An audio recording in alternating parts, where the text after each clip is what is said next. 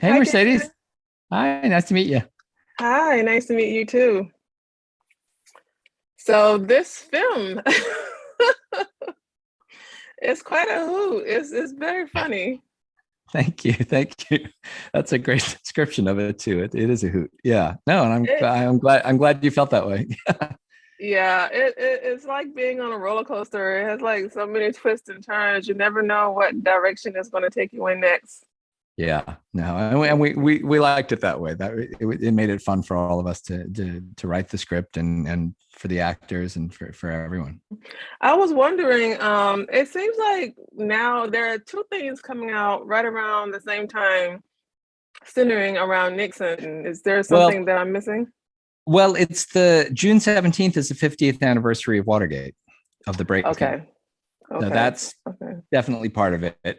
Some of us realized or figured out that there's an anniversary coming up, so that's nice. But I think part of it is also that um, it, depending on your political stripe, you can look at the Trump presidency or any other presidency, and go, oh my gosh, how do we comment on that? And I mean, in Mm-hmm. our case, the birth of or the genesis of this project started my last film, Bernard and Huey, our last day of shooting was on the presidential election of November 2016.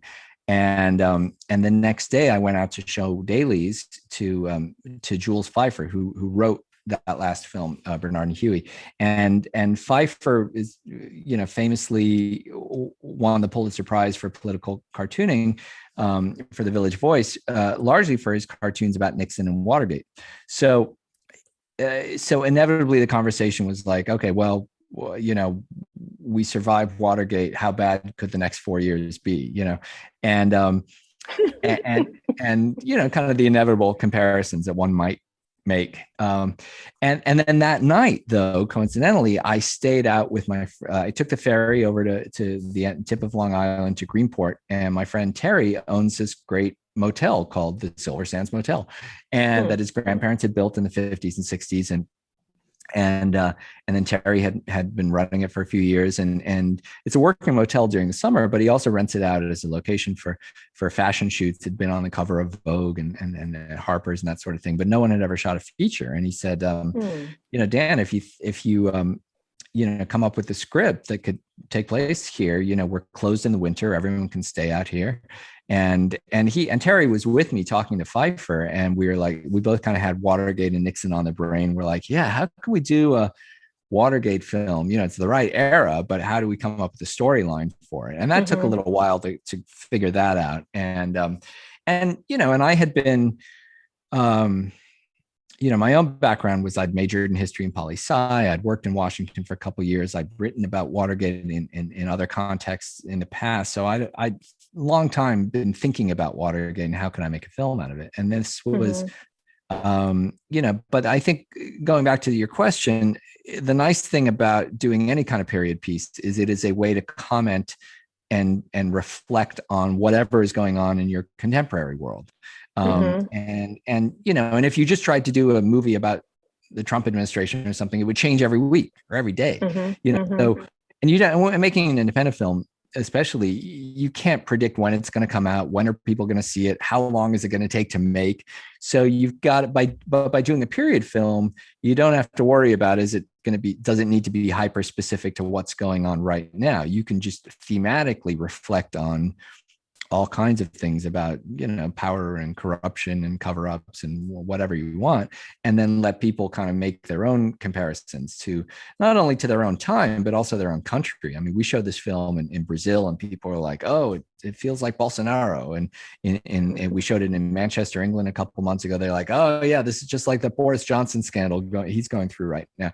And so it's great. People can read into it as much or as little, or whatever it is they want. And I think that is the nice thing about doing, something with Watergate. But I think Watergate itself is so resonant because it was such a pivotal time in the Mm-hmm. switch between, where people lost trust in all authority after the assassinations of the 60s, Vietnam.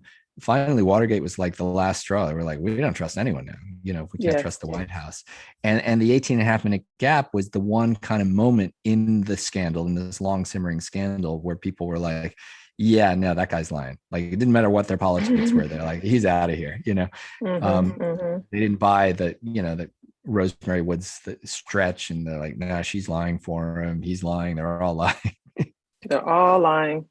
Yeah, a Yeah. number of the films that I've been covering lately have had a historical skew to them. And the reason why I've been drawn to them is because I realized that I actually don't know as much about American history as I feel like I should. My professional background has actually been in international development, and academically I've always been drawn to antiquity. So like I can tell you much more about like the ancient world than I can about Right, the past 100 years, 50 years in the United States. And that's crazy, because you do kind of see things coming full circle. You look at things that happened in the 50s, the 40s, the 30s, and you're like, oh my God, and particularly like what you were saying about Nixon and that whole debacle, and the distrust of government. A lot of the fallout from that is being felt now in terms of how we as citizens interact with government, and how we engage in terms of our ability to just inform policy. I mean, people are so disconnected from so many things because they just feel like what's the point? The game is rigged, so why should I even bother? Yeah, exactly. Yeah, no, and once you have that distrust of those institutions and you have that cynicism about it, then it just leaves a wide opening for conspiracy theories to breed, for Russian interference, for anyone can just feed people anything and they'll believe. You don't know what they're going to believe because there's no real basis in truth and fact anymore. So now, one thing I liked about 18 and a half is that it's funny. And you do kind of play with this, period in time that is a mystery. No one knows, what happened during this period. And you're left, while you're watching the film, wondering, is this real? Is this not real? Is this going to be, the missing piece? Is this going to be, the answer that we've all been waiting for all this time? And, you kind of drop, hints all throughout the movie about all these intersecting pieces. I don't want to give too much of it away, but I do want to point to one element that you reference quite a bit throughout the film, and that's Wonder Bread. I work in the food space. And so a lot of my writing looks at the intersection of food and culture. And so when I analyze film, I look at references to food in film. And the fact that you point Wonder Bread out so much throughout the film, can you talk a little bit about that? Sure. and why Wonder Bread in particular? Well, we did the research, and in the early 70s, Wonder Bread was owned by ITT. ITT was this huge conglomerate. They were a defense contractor, telecommunications, everything. And this was when conglomerates would just buy anything. And so they bought, I think it was American Continental Baking or something like that, which was the parent company of Wonder Bread. So for a period of a few years, they really did own Wonder Bread. Now, I don't know that people at the time made the connection, or would have had conspiracy theories about that. But once I realized, like, oh my gosh, what? Because ITT was enmeshed with Nixon, and they had their own scandal with Nixon that was actually front page news, was poised to be his big scandal until Watergate became an even bigger scandal. So that's why people don't really remember the ITT thing. But that was they were bribing Nixon left and right, and that was a really big scandal at the time. So to then make the connection to Wonder Bread was just, it was too funny, and then there were the Weather Underground in September 1973. They blew up the ITT building in New York. There was songs, Fela had a song about ITT. So it was people, even in the popular culture at the time, were talking about ITT. So then to make the connection with Wonder Bread, and just thematically, it's interesting you talk about the intersection of food and culture, to play with the idea of bread in all its connotations and forms, and the contrast between Wonder Bread and the pre-processed American, post-war, just let's make everything processed and vitamin enriched, and you can't spell without vitamin, and which is still my favorite line in the movie. But oh yeah. But to contrast that with then like the Europeans with their baguette, and the real, or the hippies with their feelings about bread, and and of course the baguette is also, there's a phallus symbol, and what does that say too, but we also kind of, there's a weird kind of Alice in Wonderland analogy you could make. I mean, Connie only goes through the looking glass after she takes her first bite of Wonder Bread in the diner. And that's when things start to get weird for her, Yep. So the song at the end of the movie, I don't know if you heard it in the end credits, is Wonder Bread, song I wrote, which is really very specific about it. Basically tells the whole movie, tells the story of the movie, and then we added the song, Baked and Toasted, which was another kind of, weird way to analogize it. And we had a lot of fun with Sullivan Jones and his monologue as Barry. And he really kind of improvised the tail end of that when he's walking up to the cabin. Up the steps. That was all Sully, which was great. I mean, we talked about like why people use bread as as a euphemism for money, for capital, and but when he says, other species don't use bread as a form of capital, it's like, well, other species don't have bread. But anyway, but it was just so funny, and that was like the one improvised scene in the whole movie. But it was great. It was because we had all been talking about it. And then the irony is that we were shut down. We shot 11 days, and then in March of 2020, then we had to shut down and came back 6 months later to shoot the last 4 days. And I was one of those people that made sourdough every day, during the pandemic. And so I actually then smuggled my sourdough starter into New York because I had to do like a 12-day quarantine from LA. And I started baking. I lived in one of those cabins, one of those cottages, and I started baking sourdough every day for the cast and crew.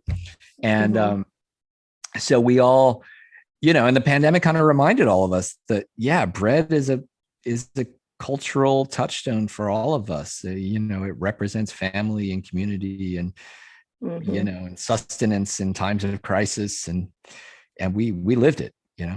Is that why sourdough is a reference? No, the funny part is that line was in the script beforehand. We shot it then, but that had been in the script for 2 years at that point. So, but I always, I'm a bit of a baker myself. I hadn't done much with bread. I hadn't done sourdough before, but I definitely had a healthy appreciation for different kinds of breads. Sourdough is special. Yeah. Yes. So what made you decide to go a comical route in trying to tell this story? Well, it's funny. It didn't really necessarily start that way, but as soon as you start listening to those Nixon tapes, it is impossible to take them seriously. And even Nixon himself is laughing about it. Like at the end of the film, you hear a little snippet. And this is almost word for word from Nixon, from the 18.5-minute gap. And doing research, I got the Miller Center at University of Virginia sent me what the full 2-hour tape that has that gap in the middle. And I was listening to a little bit right after the gap, about 2 minutes after the gap, where they're not supposed to be talking about Watergate at all, which is why it's never been transcribed. People haven't really studied it much. And all of a sudden, Haldeman mentions, "Oh, I just saw this movie, The Hot Rock," which was a Robert Redford movie that had just come out. And Nixon, I think, was familiar with it. He'd seen the trailer. He's like, "Oh, that movie where it's a heist gone wrong and they get stuck in a box. It's all screwed up like this Watergate thing." And they're laughing about it. And they're laughing about Watergate being a heist gone all wrong. And you realize this is 3 days after the burglary. And even they realized the thing was a farce, that it was these bumbling idiots that just got them all in trouble. And that's kind of when you realize, like, oh my, they just, even the real tapes are funny. And they kind of knew it was funny even at the time. So it was hard to make it completely serious. And then when you have these great actors, bringing their sense of humor to it, and their, outrageous, Vondie Curtis-Hall and Kathy Curtin and their characters, it was hard not to laugh. But honestly, I didn't realize it would be as funny as I think audiences have found it to be, which is fine. I'd rather go I'd rather have a funnier movie than a not funny movie that, is boring. So Yeah. And I think too, it really it gets to the absurdity of just like the whole event. I was actually at the Watergate a couple weeks ago. William oh wow. Shatner had a performance at the Kennedy Center.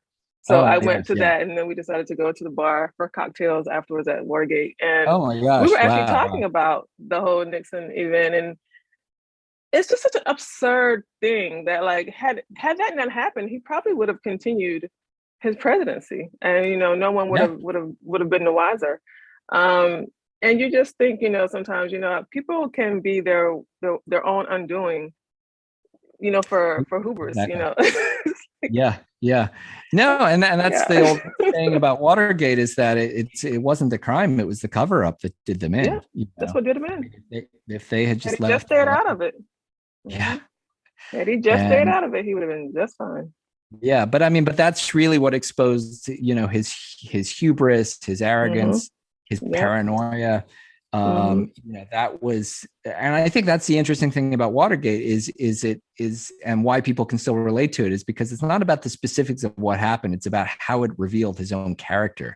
And Hmm. we're like, and that's when we can see it in That's what these we can other. relate to. Hmm. Exactly. Yeah. With our most recent president. Yeah, who shall remain nameless. Um, yeah, it's really interesting. I think that, when we look at our current political landscape, it's very clear to see how it relates to what we've all been experiencing these past few years. And it's very telling, and I think very scary in a way. And I'm really hoping that people can learn from some of these lessons. What are some of the lessons that you hope that audiences take away from your film? Well, be careful of Wonder Bread, I guess. I don't know. Don't eat the bread. um, no, it's I think different people are going to take different things from it. I mean, the nice thing is, I just yesterday I got a nice text from a woman who'd seen the film a month ago at a film festival, and she's still asking me questions and talking about it, and she's like, "It's great. It really stuck with her." Um, Mm-hmm. yeah, because I think it does make you question authority and what people are saying and why they're saying it, and as if we weren't already questioning it. Mm-hmm. But at the end of the day, I mean, I always came back to, this is a film about these characters, this Connie and what it meant to be a woman in 1974, especially working for the government, where you had this kind of Mm-hmm. glass ceiling, and how much farther we've come since then, Mm-hmm. Mm-hmm. to now have a woman as vice president. Yes. That's Yes. getting there. And Mm-hmm.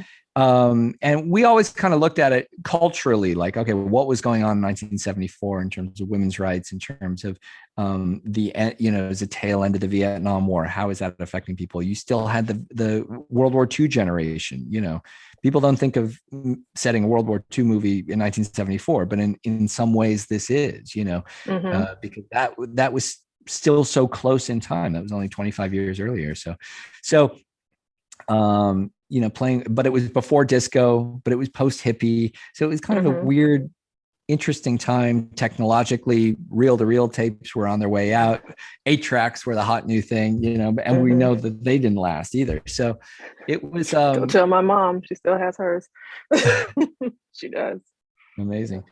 So it Mm-hmm. was, it's a fun time to just kind of play with those kind of cultural, touchstones, and to realize how little things have changed. People are the same, you know, Mm-hmm. then as now, for all kinds of goofy reasons. And um, people are as prone to buy conspiracy theories now as they were back then.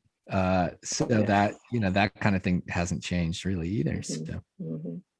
One thing I did want to point to was Connie's character. You did mention about, being a woman during that time period. And what sets off her whole adventure is that she has no agency. She has to go through this man to get the story out. And yeah, that is why, everything unfolds the way that it does. Is because she can't just go and say, hey, I have this evidence. Listen to me. And I found that very interesting. Yeah, and that was definitely something, you know, Willa and I talked about, and my writer Daniel and I talked about a lot. It was kind of what was a woman in the White House, you know, or in you know, and she's not a political appointee. She's a GS2, you know, she's a civil servant. And what that distinction really means in Washington, you know, and I've worked in DC, and I know, like, you can only go so far as a civil servant, and then you hit, man or woman, you hit a wall or a ceiling, because then it's all political appointees above that. And you're right, and you know, at the end of the day, she still needs to keep her job, you know, you know, otherwise she's unemployed. And so. And it was interesting. I have a friend who's a reporter at the Washington Post who's a bit of a research consultant on this, just talking about the relationship between someone leaking something, you know, in the government to a reporter, and that push and pull. And it's never as simple as people think. And it's interesting, even this week, you know, the Supreme Court leak, you know, which again, who knows if we'll ever find out who leaked it, why they leaked it, you know, were they on the left or the right? But it makes you think about the relationship of leaking and the press and what that does. And, you know, but for us, it was always this character arc with Connie, that by the end of the movie, again, without giving away what happens along the way, her character has changed. She's got a lot of agent. You know, she has gone through a lot and done a lot, and her confidence level is now really different, you know. It's a different type of bread. Yeah, exactly. Exactly. And, you know, and what is she going to do next? Yeah. You know, that's is a fun, open question that we talked about a lot, you know, because she can't really, let's put it this way, she can't really go back to her old life one way or another. But she could do a lot of other interesting things and almost become kind of like Lena, you know, in some sense. And we definitely talked a lot about that. But yeah, that was, and I should mention too, that, you know, the theme song for her, Brasilia Bella, which I wrote the lyrics to, and my friend Luis Guerra wrote the music, and our friend Caro Pieroto, great Brazilian singer, she sang in both English and Portuguese. You know, that our mandate, and we wrote that like while we were early in the process of the screenwriting, and the kind of the idea was that musically it would be a little bit like Girl from Ipanema, but lyrically it would be much more thematically close to the Mary Tyler Moore theme song. You know, because kind of look back at Mary Tyler Moore as kind of the proto, you know, boss, 74 feminist, you know, and that was kind of where she was becoming.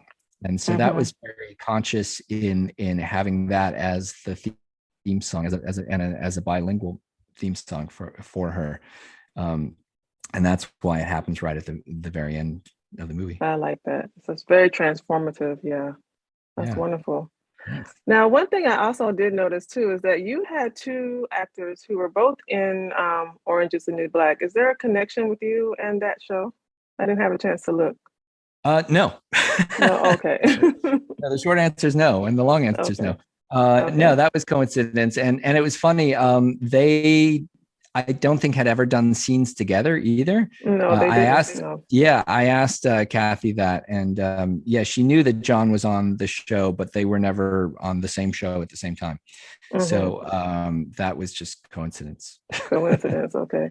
But I think there probably is something to it, in the sense that they, like, I cast all my actors out of New York. They were all kind of the other New York-based actors, and I suspect Orange is the New Black probably did the same thing. They probably cast most of their actors out of New York. So that pool of New York actors is a lot smaller than the pool of LA actors. Or I suspect it's not, the coincidence is, you know, it's not as coincidental as I thought. So okay, I was wondering about that, because I know oftentimes directors like to work with the same pool of actors, and usually when I notice those types of things, I try to go and do the research, but I didn't have a chance this week, so I was wondering. I was like, I wonder if there's a connection. Richard Kind is the only actor that I'd worked with before, so he had he was in my last film, Bernard and Huey, and he's a great actor. Yeah, I enjoyed his character. He's amazing, So fun. And that was the one part that was kind of written a little bit specifically for him. He's so busy. I didn't know for sure we'd get him, but I knew if he was available, and he was, then he'd come back to work on another one of my films. And he was great. Yeah. He plays so many different types of personalities embodied in one person so effortlessly. Yeah. He's brilliant. And he's an amazing dramatic actor too, which, I mean, this is still kind of a funny character, but but I've seen dramas, and he can really bring it. Yeah, his character on Orange Is the New Black was, I would say, kind of dramatic. Yeah, he has some very emotional scenes on that show. Yeah. But I really enjoyed this film. I think that people are going to walk away from it very pleased with what they're seeing, and definitely with food for thought. It definitely makes you think. As I mentioned, the poem about the Wonder Bread in and of itself is just brilliant. It definitely weaves a tapestry of bits and pieces that make you say, I wonder. Thank you. Thanks. And I should say that our soundtrack just went on sale this week. Digitally on iTunes and Spotify and Amazon, and so people can listen to Wonder Bread and all the rest of the songs if they want. I'll definitely include the link to that in the article that I write. Awesome. Definitely, so people can download. Yes. Well, it has been a pleasure talking to you. Thank you so much for taking the time out. Sure, my pleasure. I look forward to the next one. All right, so do I. All right. Okay. Have a good afternoon. Bye-bye. Thanks so much. Cheers. Bye.